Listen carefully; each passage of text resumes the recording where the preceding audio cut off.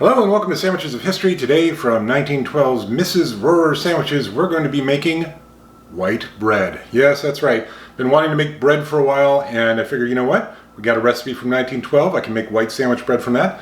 Let's give it a go. Now, I am nothing if not the world's worst baker, so I expect this to go horribly wrong. Am I right? Mm-hmm. Yeah. All right. So first thing we got to do is scald some milk. So what that means is we basically heat milk up to about 170, 175. Okay, into our scalded milk we add half a cup of water and we let it sit till it gets lukewarm. Okay, now that it's lukewarm, we add in yeast. Now I called for cake yeast, and cake yeast is hard to come by, but thankfully online there are ways to figure out how to convert it to this instant yeast. So instant yeast, moistened. Then we add in a half teaspoon of salt. Next it says to add sufficient flour, beating all the while to form a dough. Well, sufficient flour is not a measure I'm used to, so I looked it up online. Probably should take about 4 cups of flour. We'll find out. It did not specify what kind of flour, so I'm just using all-purpose. Who knows?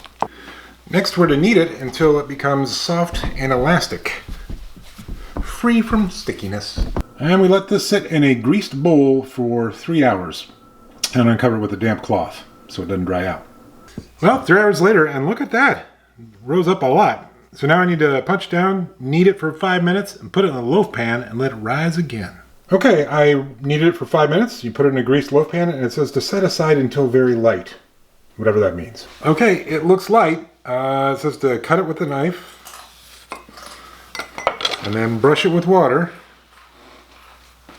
Then into a moderate oven, 350 degrees, for 45 minutes. Okay, so it's been 45 minutes, but it's still a little pale, so we're going to go another 5. And there it is. It actually looks like bread, which is a big step up from my normal baking. So that's good. A little bit brown on top. Probably would have been browner if we used butter or something, but, you know, it said to use water, so I use water. Now I got to let it cool a little bit before I unmold it and give it a go. Okay, it's cooled down. Let's cut into it, see how we did. Not bad, not bad. Probably could have been cooked a little bit longer, but let's see how it tastes. Okay, let's give this white bread from Mrs. Rorer Sandwiches of 1912 a go.